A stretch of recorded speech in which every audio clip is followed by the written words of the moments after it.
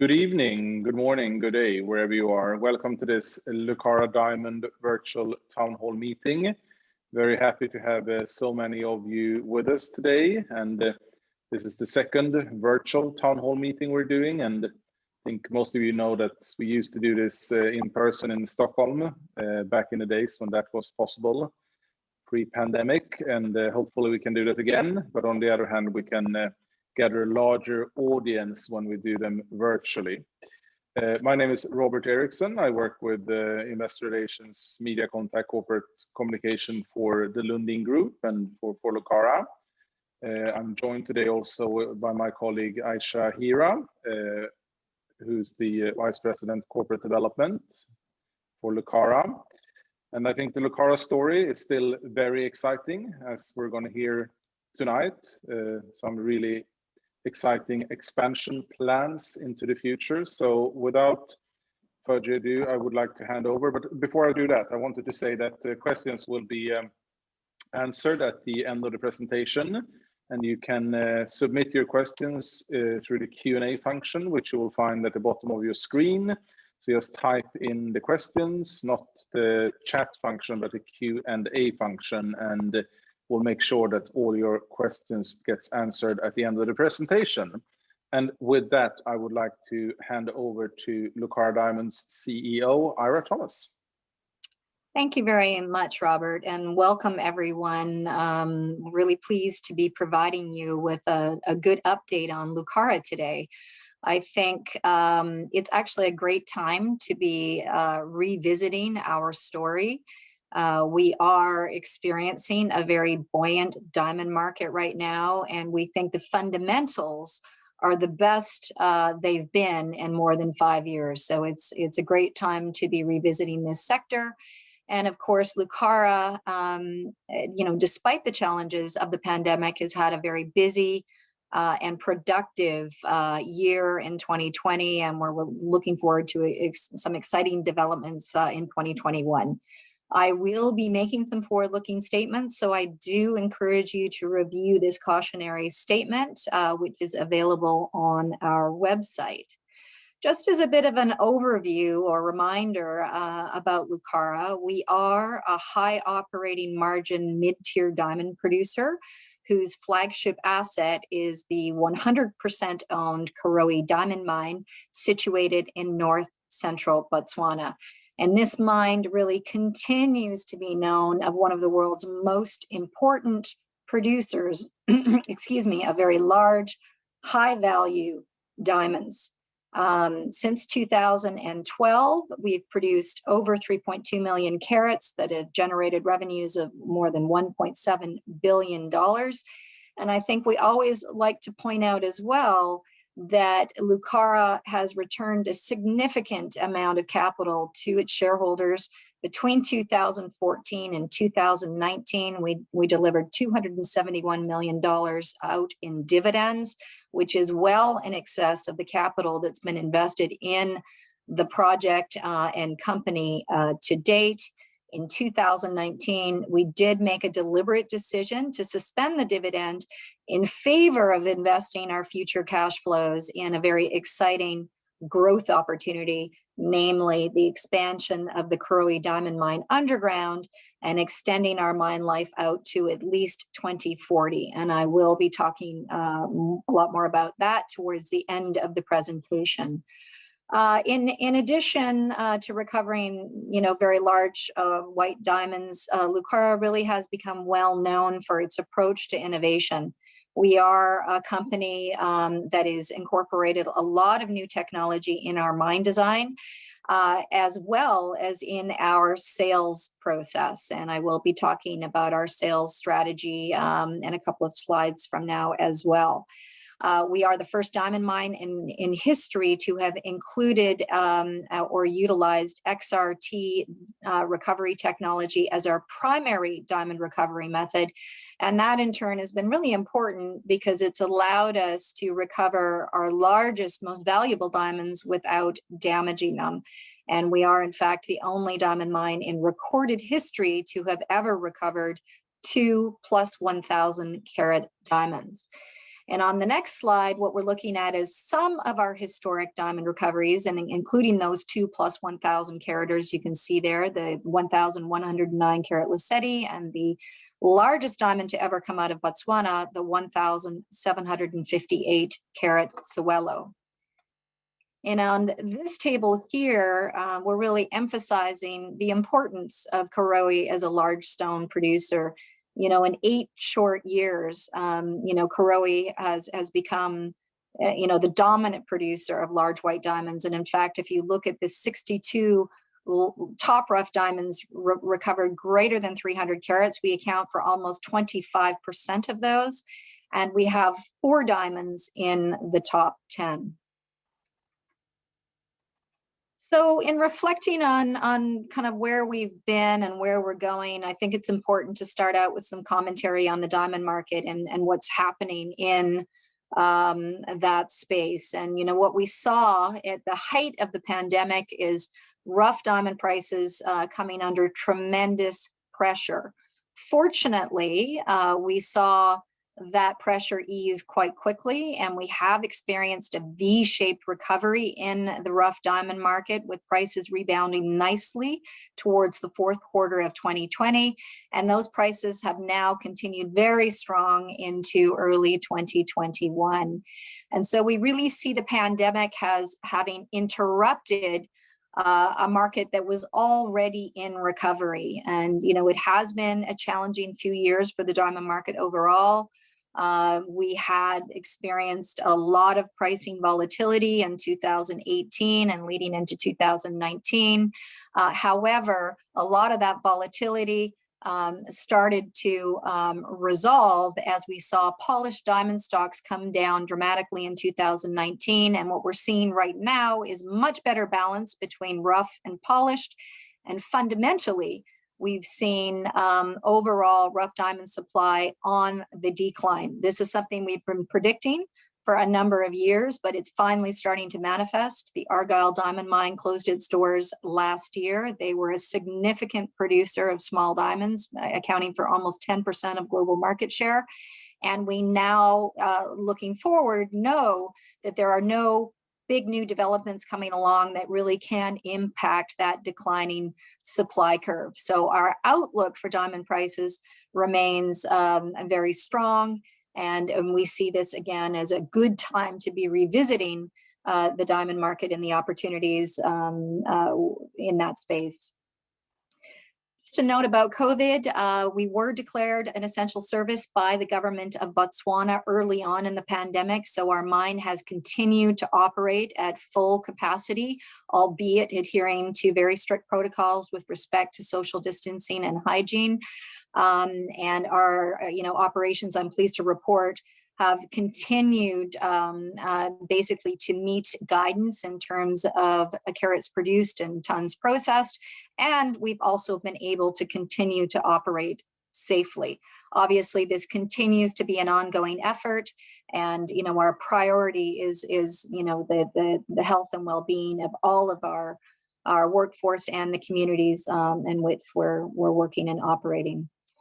On the next slide, we really are trying to, I guess, send the message and reiterate a common message that we like to deliver at Lucara, which is the fact that we do consistently recover large diamonds greater than 10.8 carats in size, and those diamonds do contribute almost 70% of our revenues. And these aren't anomalies in our production profile. We recover them month by month, year by year. And the graph in the lower right-hand side of your screen is really just showing the recovery of those specials, the cumulative recovery of those specials, or all diamonds greater than 10.8 carats in size over the history of our operations.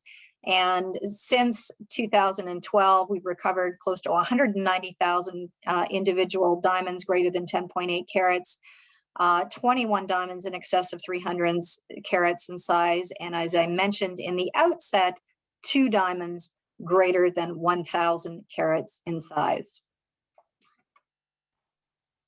And what I'm showing here is just some of the early results leading up into the first quarter of 2021, where we continue to recover these diamonds. And in fact, we have been mining and recovering increasing numbers of 10.8 carats as we mine deeper. And that's because our mine plan is increasingly dominated by the South Lobe, which is the source of most of our large diamonds.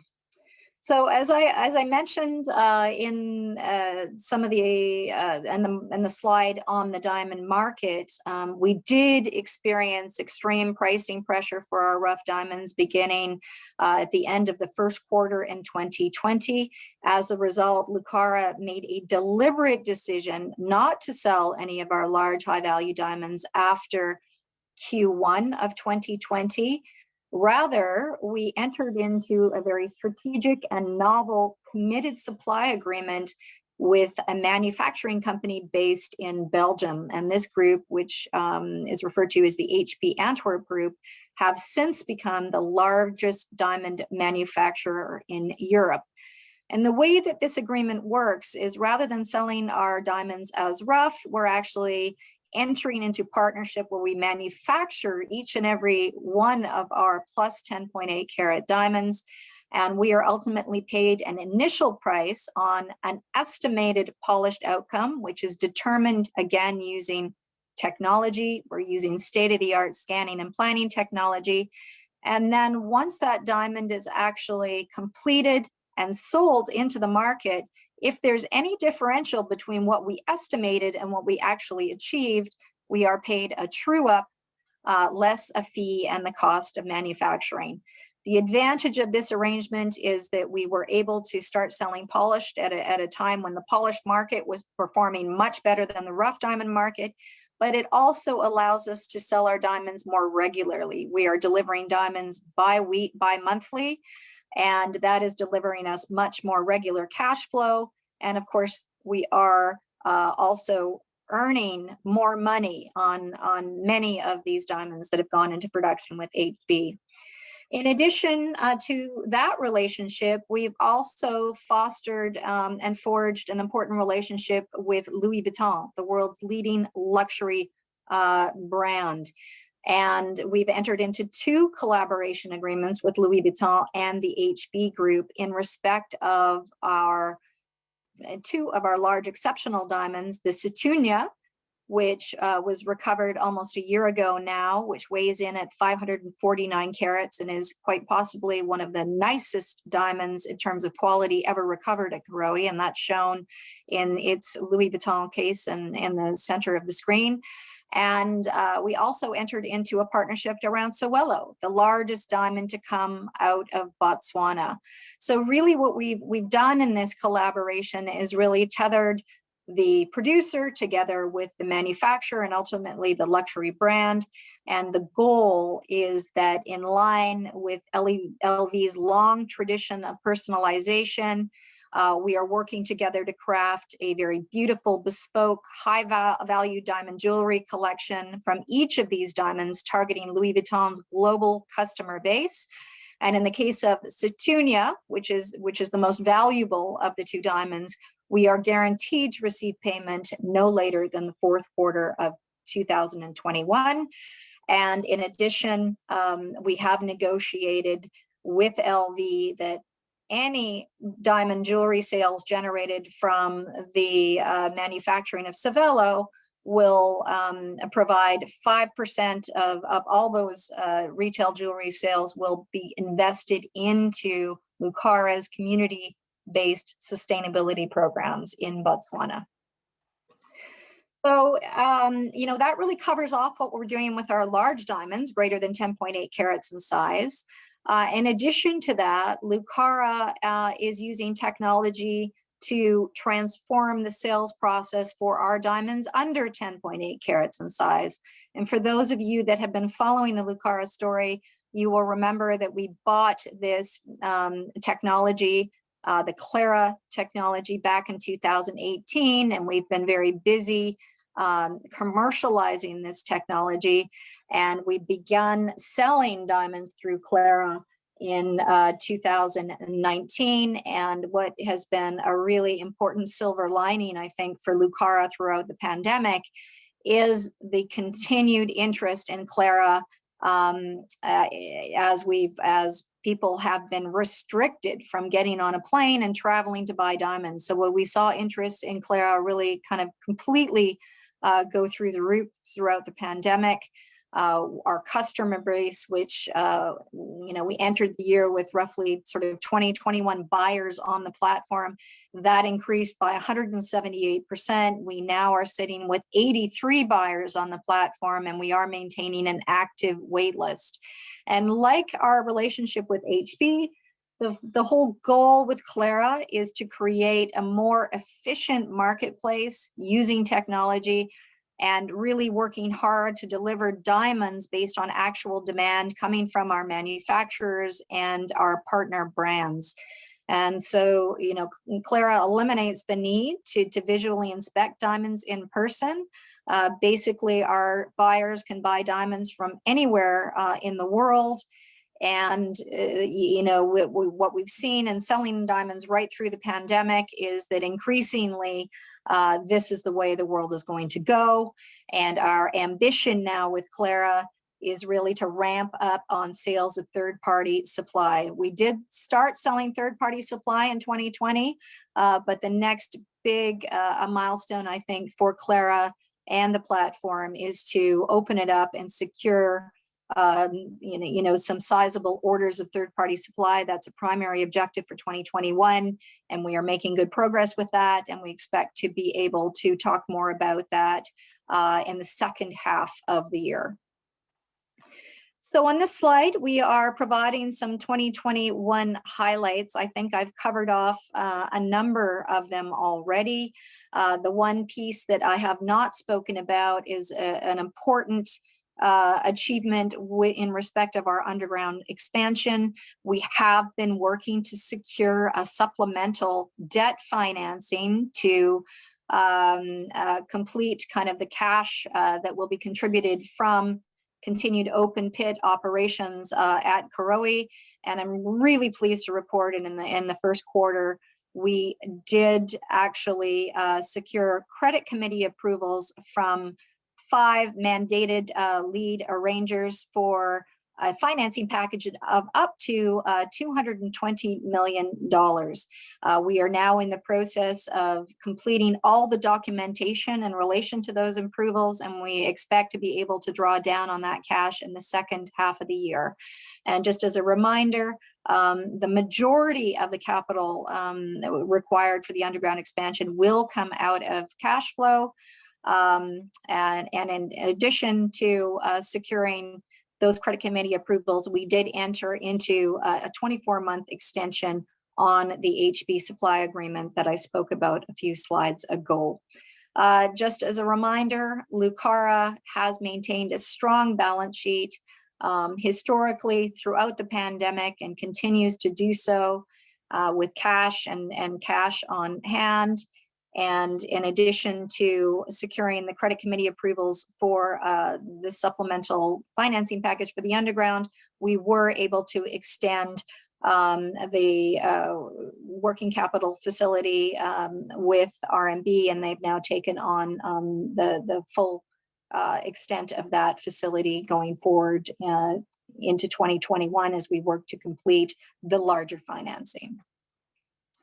Having a look at some financial and operating highlights, basically the strong message here is that we had and enjoyed a complete rebound in the first quarter in terms of our revenues, achieving $53.1 million in the first quarter of 2021. We also continued to operate safely, and we achieved all of our physical operating metrics, and we were also able to really continue to focus on cost and keep our costs down. The Q1 operating cost per carat sold sat at about $215 per carat. Just to summarize kind of where we're at now in terms of our sales strategy and our sales channels, we really are now selling our diamonds 3 separate ways. For diamonds under 10.8 carats in size and the better colors and qualities, we're selling through Clara, our secure web-based digital marketplace. For our diamonds greater than 10.8 carats in size, we are selling them through HB Antwerp, our manufacturing partner.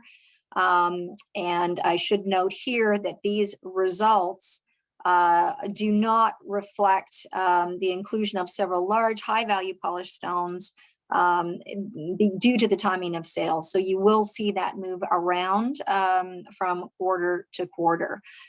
Finally, for those diamonds generally of lower quality and smaller sizes that we don't sell through the first choice channels, we are continuing to hold regularly scheduled tender sales in Botswana and Antwerp. I won't spend a lot of time on this. Our guidance has been out in the public domain for a good amount of time. We are trending on track for diamond sales of between 350 and 400,000 carats, generating revenues of between 180 and 210 million.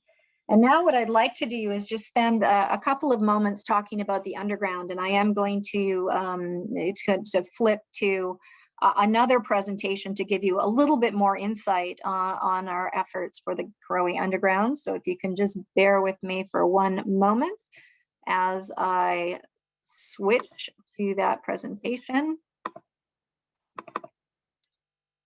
And here we have kind of a nice sort of three-dimensional view of our current ore body. We are Karowe is basically consists of three separate lobes, north, central, and south. The open pit has had contributions from all three ore bodies. However, as we mine deeper, the ore body becomes dominated by south lobe, and that is important in a number of respects. One is that the south lobe is the ore body that has actually generated our largest, most valuable diamonds, including the Lesedi and the largest diamond to come out of Botswana, the Sewelô. And so as we mine deeper, we are moving into the highest value part of the ore body. And as I like to say, you know, we've got more value ahead of us than behind us at Karowe. Not only does the ore body become higher grade as we mine deeper, we also recover a higher concentration or proportion of specials or diamonds greater than 10.8 carats in size. So as I mentioned, the underground development will extend our mine life to at least 2040. We do have the potential to go deeper beyond that. It will add approximately $4 billion in additional revenues using very conservative diamond pricing assumptions. And it will generate an NPV of over $1.2 billion at a 5% discount. This generates a payback of under 3 years. And again, we are using conservative diamond prices. We've in fact used a discount to pricing from 2019, unescalated over the life of the mine. And we have removed our largest, highest value diamonds, not because we don't anticipate recovering more of those, but because the timing of those recoveries is not always easy to predict. I do want to point out on this slide as well that the geological unit known as the EMPKS does dominate the deeper we mine. And this is one of the reasons that we have made a decision basically to sink a shaft to the bottom of the ore body and to mine the ore body basically from the base up to the existing open pit, and that high value rock allows us to pay back that capital quickly. The mining methodology that we have selected is very simple and straightforward. It's technology and a strategy that's being deployed by many mines around the world, including in Canada. And basically, this is long hole shrinkage, and you can see it's quite a simple outlook. It's a full drill and blast opportunity for the first few years of the underground development. Thereafter, basically, it's a trucking operation of delivering that material to the shaft and sending it to surface. I should also just point out that with the underground now, we have received all of our required approvals from the government of Botswana. They have issued us a mining license extension out to 2046. So with the credit committee approvals and the completion of the documentation on our supplemental debt financing package, we are in a position to move very quickly into full ramp up the second half of the year and get that underground project going in earnest. As a final kind of comment, I do want to talk about Lucara's approach to sustainability. It does underpin everything that we do. We are focused on creating a very transparent workplace environment focused on the protection of our people and strong stakeholder engagement with all of our communities of interest. We are certified by the Responsible Jewelry Council. We're compliant with the Kimberley process, and we're also a member of the Natural Diamond Council. Importantly, in 2018, Lucara also became a member of the United Nations Global Compact, and we do contribute to 10 of the 17th UN Sustainable Development Goals. I do encourage you, for those of you that are interested in more information on this subject, to go onto our website and have a review of our sustainability report, which is prepared in accordance with GRI standards, and our 2020 sustainability report will be published on our website within the next couple of weeks. So I think just to conclude, Lucara remains a premier mid-tier investable diamond company. We've come through the pandemic stronger than ever. We've significantly de-risked our story, having secured credit committee approvals for our underground expansion.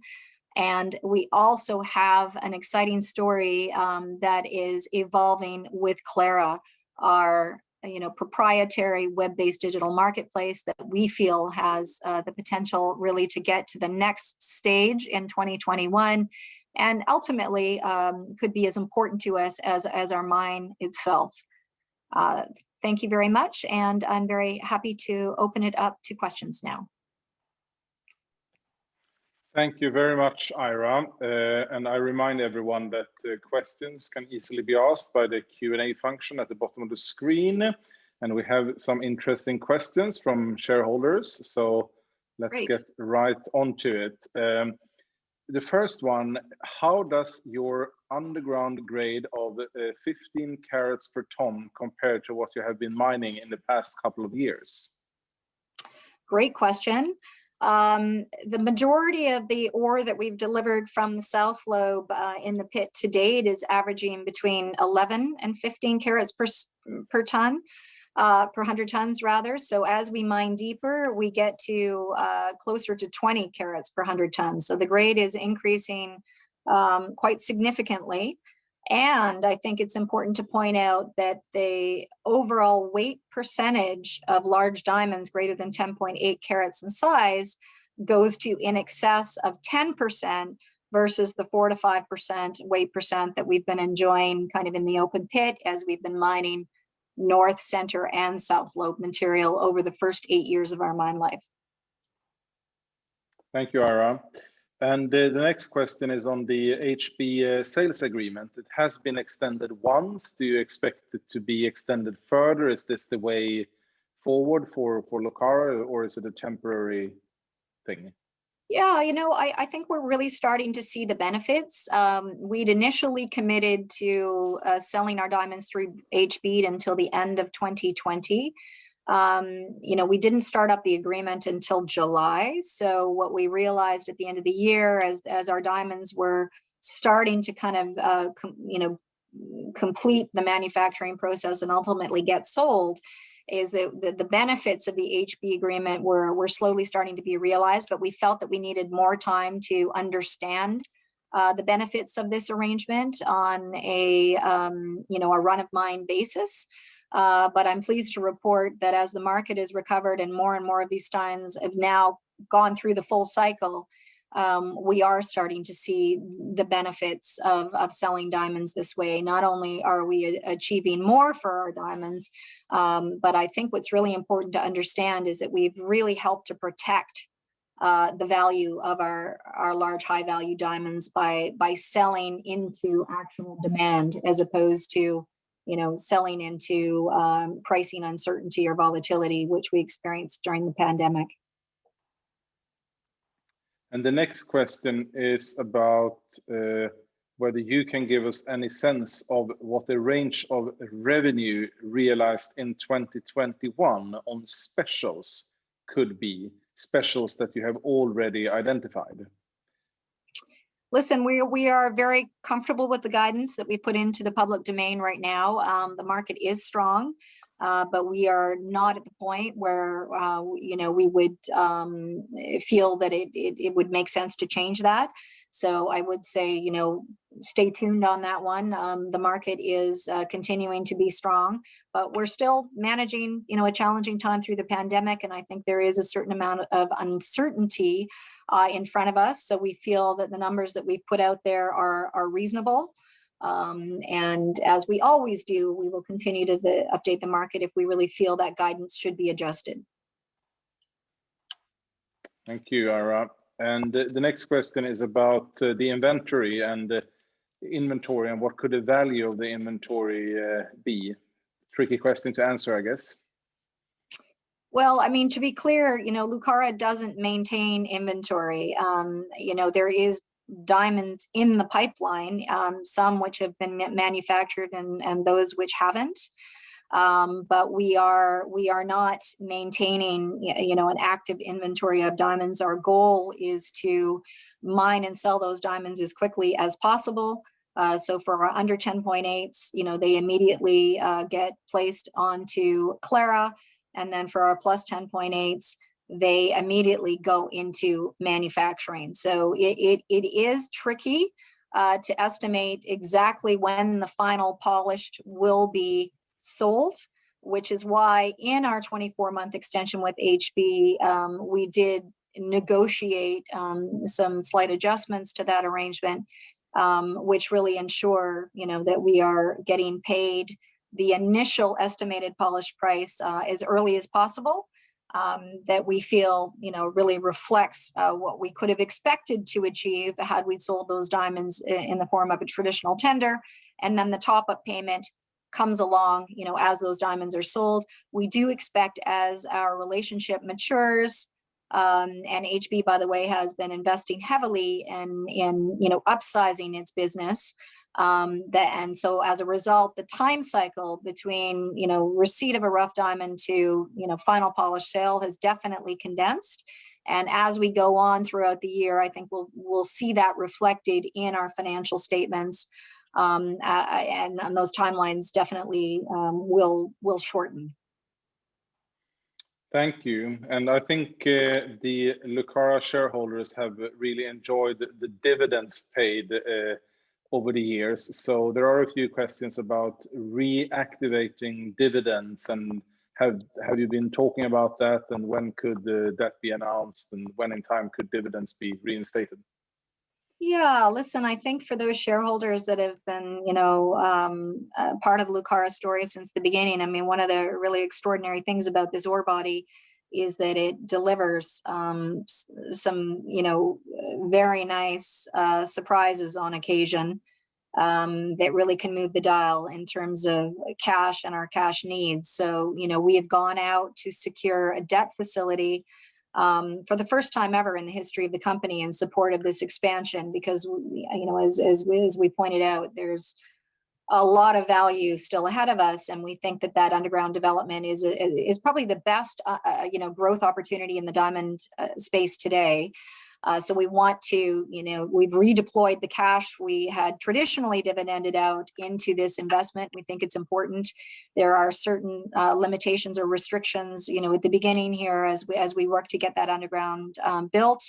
However, you know, we are hopeful that we get some, you know, what we know we will get, but we will get some nice, large, high-value diamonds, which will help us to basically repay that capital quickly, and we can get back to paying dividends. So we can't give you a, you know, an exact timeline at this stage, but there is the potential for some bonanza recoveries always with this deposit, and that could change our outlook on our cash requirements and needs for the underground very quickly.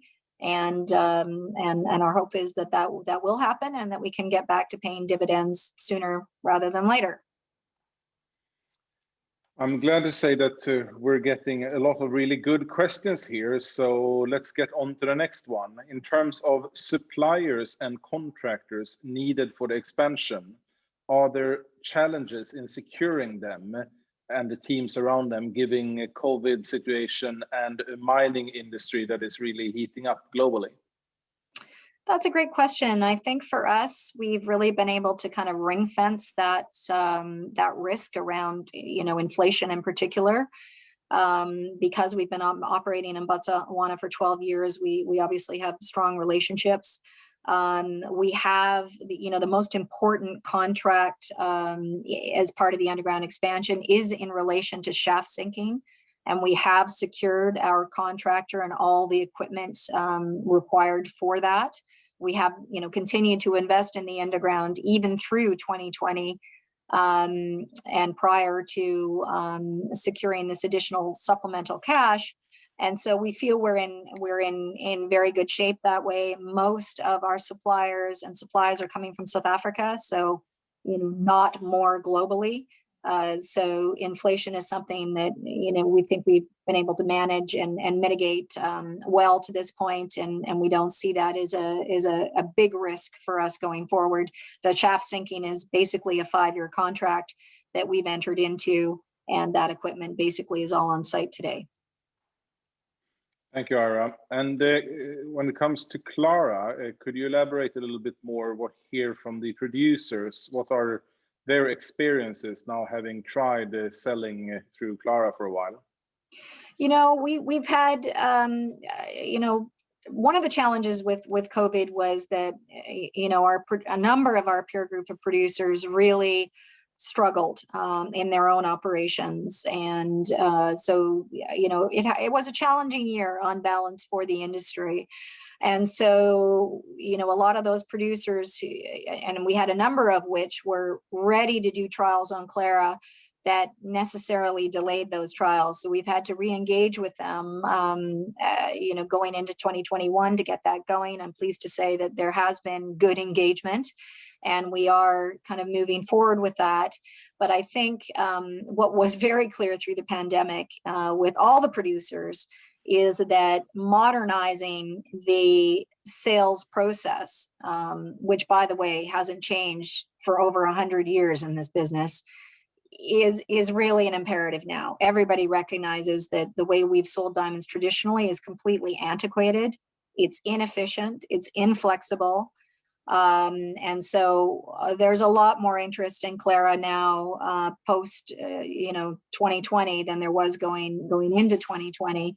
And I think for us, it's really just about getting those producers to the point where they are confident and comfortable and able to make diamonds available for a trial. And then the feedback that we've had, overwhelmingly positive from anyone that has had the experience of buying or selling on Clara. And so that we remain very confident. We are, I think, at a very important inflection point for Clara. For those that have been following the Clara story since the beginning, this isn't just a marketplace to sell our diamonds more efficiently. The value of Clara is opening it up to other producers.